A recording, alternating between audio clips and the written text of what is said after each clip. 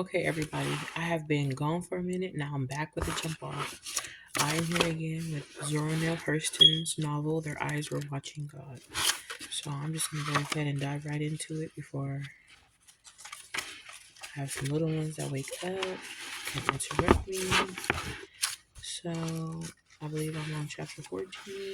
I'm going to do chapter 14 and 15. To Janie Strain's eyes, everything in the Everglades was big and new. The big lake Okeechobee, big beans, big cane, big weeds, big everything.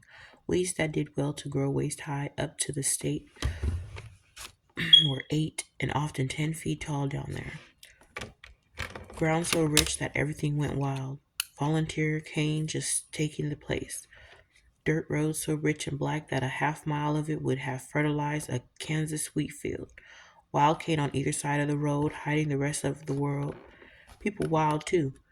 Season don't open up till last September, but we had to head get here ahead of time to get us a room, T-Cake explained. 2 weeks from now, it'll be so many folks here, they won't be looking for rooms, they'll be just looking for somewhere to sleep. Now we got a chance to get a room at the hotel where they got a bathtub. You can't live on the muck. Thought you take a bath every day. Do that muckle itch you like ants? Do that muckle itch you like ants? Tain't but one place round here with a bathtub. Tain't nowhere near enough rooms. What we going to do round here?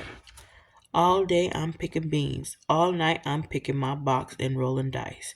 Between the beans and the dice, I can't lose. I'm going right now to pick me a job or work with the best man on the muck before the rest of them gets here. You can always get jobs around here in the season, but not with the right folks. When do the job open up, TK? Excuse me. Everybody around here look like they waiting too. That's right. They big men has a certain time to open the season just like in everything else. My boss man didn't get sufficient seed. He's out hunting up a few more bushels. Then we's going to planting. Bushels? Yeah, bushels. This ain't no game for pennies. Po man ain't got no business at the show. The very next day he burst into the room in high excitement. Boston bought out another man and want me down on the lake. He got houses for the first one. Get there, let's go. They rattled 9 miles in a borrowed car to the quarters that squatted so close that only the dike separated them from great sprawling Okeechobee. Janie fussed around the shack making a home while Tea Cake planted beans. After hours, they fished. Every now and then, they'd run across a party of Indians in their long, narrow dugouts, calmly winning their living in the trackless ways of the glades. Finally, the beans were in. Nothing much to do but wait to pick 'em. Tea Cake picked his box a great deal for Janie, but he still didn't have enough to do. No need of gambling yet. The people who were pouring in were broke. They didn't come bringing money. They were coming to make some. Tell you what, Jenny, let's buy us some shooting tools and go hunting round here.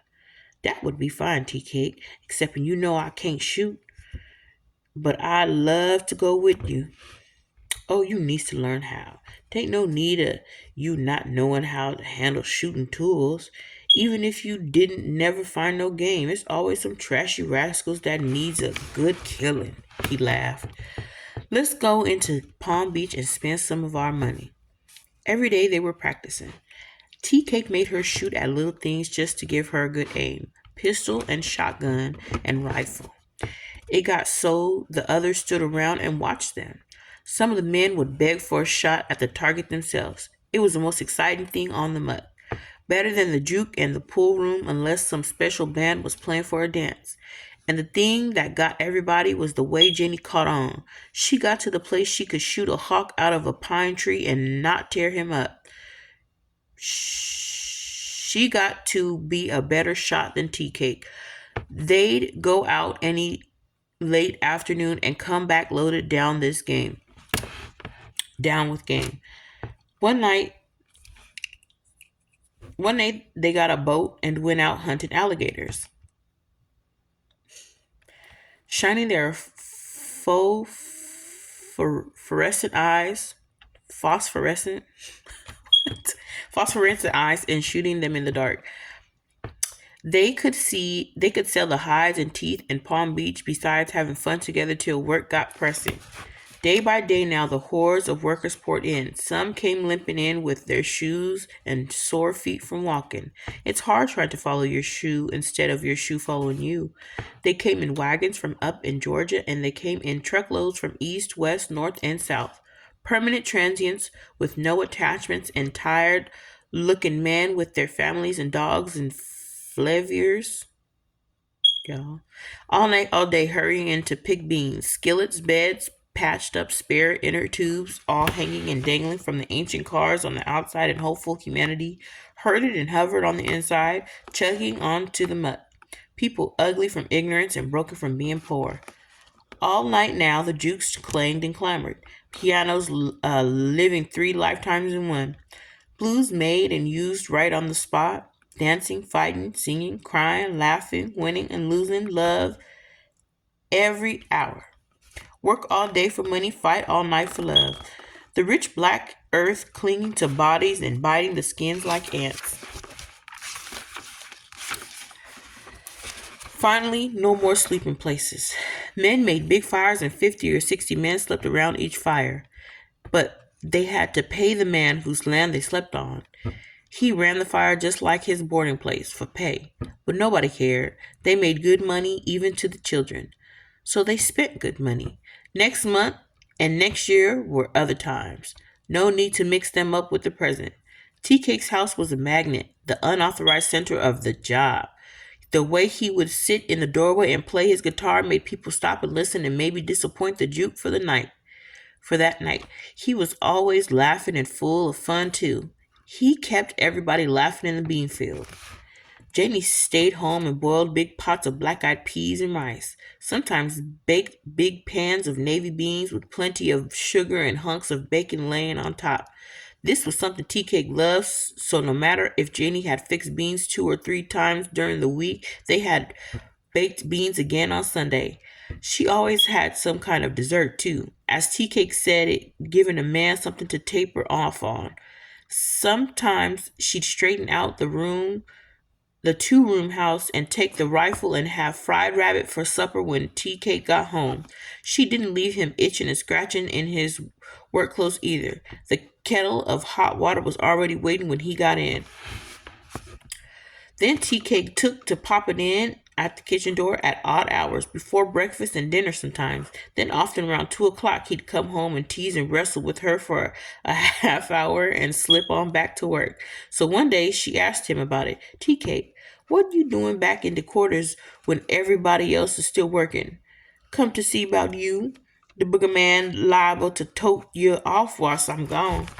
Tain't no booger man got me to study about. Maybe you think I ain't treating you right and you watching me. No, Janie. I know better than that.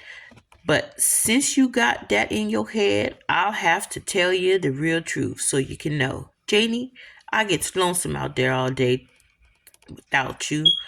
After this, you better come get a job or work out there like the rest of us, like the rest of the women. So I won't be losing time coming home. Tea Cake, you's a mess. Can't do without me that little time. Tain't no little time. It's nearby all day. So the very next morning, Janie got ready to pick beans along with Tea Cake. There was a suppressed murmur when she picked up a basket and went to work. She was already getting to be a special case on the muck. It was generally assumed that she thought herself too good to work like the rest of the women, and that Tea Cake pumped her up to that. But all day long, the romping and playing they carried on behind the boss's back made her popular right away. It got the whole field to playing off and on. Then Tea Cake would help get supper afterwards. You don't think I'm trying to to get out of taking care of you, do you, Janie? Because I asked you to work alongside of me. Struggling. TK asked her at the end of her first week in the field. Oh no, honey, I likes it. It's more nicer than sitting around these quarters all day. Clerking in that store was hard, but here we ain't got nothing to do but do our work and come home and love. The house was full of people every night. That is, all around the doorstep was full. Some were there to hear Tea Cake pick the box. Some came to talk and tell stories, but most of them came to get into whatever game was going on or might go on. Sometimes Tea Cake lost heavily, for there were several good gamblers on the lake. Sometimes he won and made Janie proud of his skill. But outside of the two jukes, everything on that job went on around those two. Sometimes Janie would think of the old days in the big white house and the store and laugh to herself. What if Edenville could see her now in her blue denim overalls and her heavy shoes, the crowd of people around her and a dice game on her floor? She was sorry for her friends back there and scornful of others. The men held big arguments here like they used to do on the store porch. Only here, she could listen and laugh and even talk some herself if she wanted to. She got so she could tell big stories herself from listening to the rest. Because she loved to hear it, and the men loved to hear themselves, they would woof and booger-boo around the games to the limit. No matter how rough it was, people seldom got mad because everything was done for a laugh. Everybody loved to hear Ed Dockery, Boudini, and Sop de Bottom in a skin game. Ed Dockery was dealing one night and he looked over at Sop de Bottom's card and he could tell Sop thought he was going to win. He hollered, "I'll break up that setting of eggs." Sop looked and said, "Rot the peg." But Boudini asked, "What are you going to do? Doo-doo?" Everybody was watching that next card fall. Ed got ready to turn. "I'm going to sweep out hell and burn up the broom." He slammed down another $1. "Don't oversport yourself, Ed," Boudini challenged. "You getting too yaller." Ed caught hold of the corner of the card. Sop dropped the $1. "I'm going to shoot in the hearse. Don't care how sad the funeral be," Ed said. "You see how this man is teasing hell?" Tea Cake nudged Sop not to bet. "You going to get caught in a bullet storm if you don't watch out," Sop said. "I tain't nothing to dat bear but his curly beard. I can look through muddy water and see dry land." Ed turned off the card and hollered, "Zachariah, I says come down out that sycamore tree. You can't do no business." Nobody fell on that card. Everybody was scared of the next one. Ed looked around and saw Gabe standing behind his chair and hollered, "Move from me, Gabe. You too black. You draw heat. Sop, you want to pick up that bet whilst you got a chance? Nah, man. I wish I had 1,000 legs to put on it. So you won't listen, huh? Dumb nigger, and free schools. I'm going to take and teach you. I'll main line, but I won't sidetrack." Ed flipped the next card and Sop fell and lost. Everybody hollered and laughed.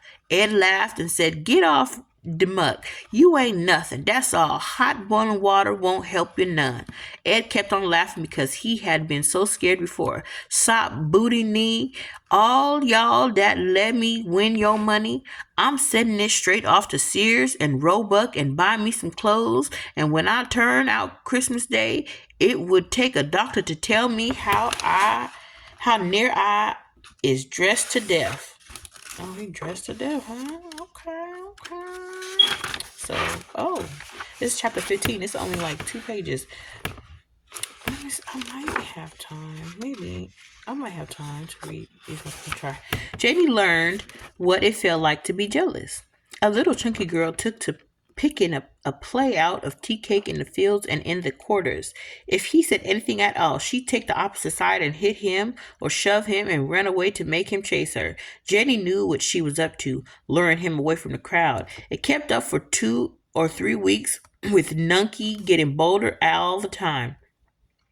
She'd hit Tea Cake playfully, and the minute he so much as tapped her with his finger, she'd fall against him or fall on the ground and have to be picked up. She'd be almost helpless. It took a good deal of handling to set her on her feet again. And another thing, Tea Cake didn't seem to be able to fend her off as promptly as Janie thought he ought to. She began to be snappish a little. A little seed of fear was growing into a tree. Maybe someday Tea Cake would weaken. Maybe he had already given secret encouragement, and this was Nucky's way of bragging about it. Other people began to notice too, and that put Janie more on a wonder. One day they were working near where the beans ended and the sugar cane began. Janie had marched off a little from Tea Cake's side with another woman for a chat. When she glanced around, Tea Cake was gone. Nunky, too. She knew because she looked. "Where's Tea Cake?" she asked Sop the Bottom. He waved his hand toward the cane field and hurried away. Janie never thought at all. She just acted on feeling. She rushed into the cane, and about the fifth row down, she found Tea Cake and Nunky struggling. She was on them before either knew. "What's the matter here?" Janie asked in a cold rage. They sprang apart. "Nothing," Tea Cake told her, standing shamefaced. "Well, what you doing in here? How come you ain't out there with the rest?" She grabbed my working tickets out of my shirt pocket, and I run to get 'em back, Tea Cake explained, showing the tickets considerably mauled about in the struggle.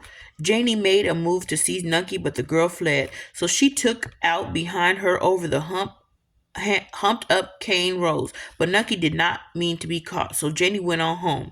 The sight of the fields and the other happy people was too much for her that day. She walked slowly and thoughtfully to the quarters. It wasn't long before Tea Cake found her there and tried to talk. She cut him short with a blow, and they fought from one room to the other, Janie trying to beat him, and Tea Cake kept folding her wrists and wherever he could to keep her from going too far. "I believe you've been messing around her," as she panted furiously. No such a thing," Tea Cake retorted. "I believin' you did. Don't care how big a lie get told, somebody can believe it." They fought on. "You done hurt my heart, now you come with a lie to bruise my ears. Turn go my hands," Janie seethed, but Tea Cake never let go. They wrestled on until they were doped with their own fumes and emanations, till their clothes had been torn away, till he hurled her to the floor and held her there, melting her resistance with the heat of his body, doing things with their bodies to express the inexpressible. Kissed her until she arched her back to meet him, and they fell asleep in sweet exhaustion. The next morning, Janie asked like a woman, "You still love old Nucky?" "No, never did, and you know it too." "I didn't want her." "Yeah, you did." She didn't say this because she believed it. She wanted to hear his denial. She had to crow over the fallen Nunky.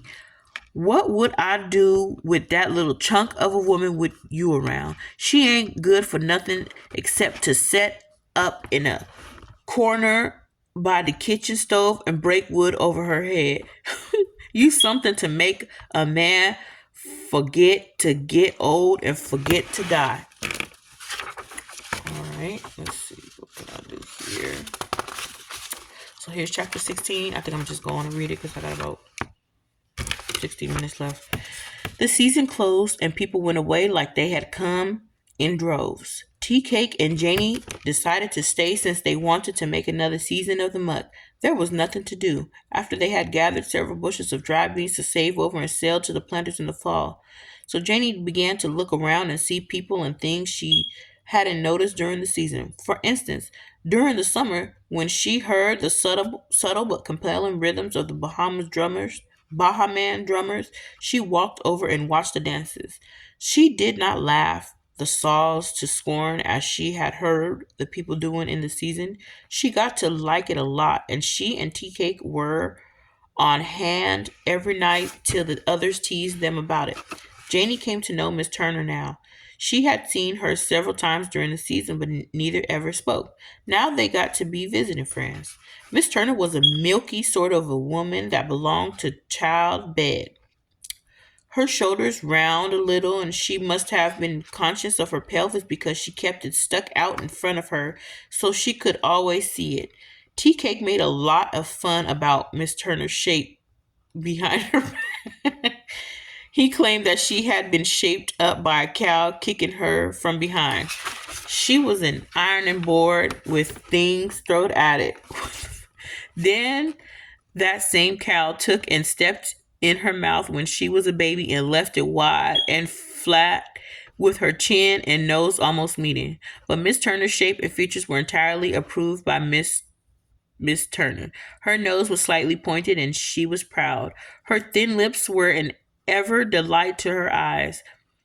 Even her buttocks in disbelief were a source of pride. To her way of thinking, all these things set her aside from Negroes. That was why she sought out Janie to be her friend. Janie's coffee and cream complexion and her luxurious hair made Miss Turner forgive her for wearing overalls like the other women who worked in the fields. She didn't forgive her for marrying a man as dark as Tea Cake, but she felt that she could remedy that. That was what her brother was born for. She seldom stayed long when she found Tea Cake at home, but when she happened to drop in and catch Janie alone, she spent hours chatting away. Her disfavored subject was Negroes. Miss Woods, I have often said to my husband, I don't see how a lady like Miss Woods can stand all them common niggers round her place all the time.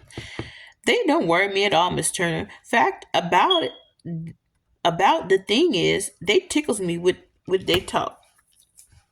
You got more nerve than me. When somebody talked my husband into coming down here to open up eating place, I never dreamt so many different kinds of black folks could collect in one place. Did I never would have come? Did I never would have come? I ain't used to associating with black folks. My son claims they draws lightning. They laughed a little, and after many of these talks, Miss Turner said, your husband must have had plenty money when you got married. What make you think that, Miss Turner? To get hold of a woman like you, you got more nerve than me. I just couldn't see myself marrying to no black man. It's too many black folks already. We ought to lighten up the race. No, my husband didn't have nothing but hisself. He's easy to love if you mess round him. I loves him. Why you Miss Woods? I don't believe it. You's just sort of hypnotized, that's all. No, it's real. I couldn't stand it if he was to quit me. Don't know what I'd do. He can take most any little thing and make something out of it when sometimes it's dull. Then we lives off of that happiness he made till some more happiness come along. You's different from me.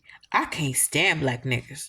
I don't blame the white folks for hating them because I can't stand them myself. Another thing I hate to see folks like me and you mixing up with them. Us ought to class off. Us can't do it. We's a mingled people and all of us got black kinfolks as well as y'all as yeller kinfolks. How come you so against black? And they makes me tired. Always laughing. They laughs too much and they laughs too loud. Always singing old nigger songs. Always cutting the monkey for white folks. If it wasn't for so many black folks, it wouldn't be no race problem. The white folks would take us in with them. The black ones is holding us back. You reckon? Of course, I ain't never thought about it too much, but I don't figure they even going to want us for company. We's too poor. Tain't the poorness, is the color and the features. Who want any little old black baby laying up in the baby buggy looking like a fly in buttermilk? Who wants to be mixed up with a rusty black man and a black woman going down the street in all them loud colors and whooping and hollering and laughing over nothing? I don't know. Don't bring me no nigger doctor to hang over my sick bed. I done had 6 children. Wasn't lucky enough to raise but one. And Ain't never had a nigga to even feel my pulse. White doctors always get my money. I don't go in no nigga store to buy nothing neither. Colored folks don't know nothing about no business. Deliver me. Miss Turner was almost screaming at fanatical earnestness by now. Janie was dumb and bewildered before, and she clucked sympathetically and wished she knew what to say. It was so evident that Miss Turner took black folk as a personal affront to herself. Look at me. I ain't got no flat nose and liver lips.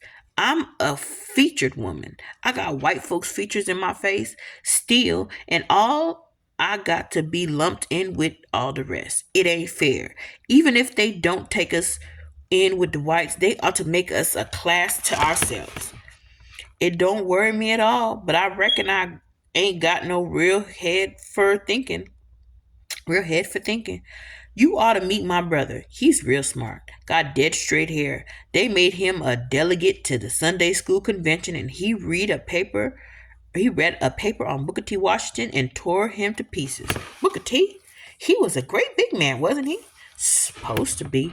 All he ever done was cut the monkey for white folks. But they pumped him up. But you know what the old folks say? The higher the monkey climbs, the more he shows his behind.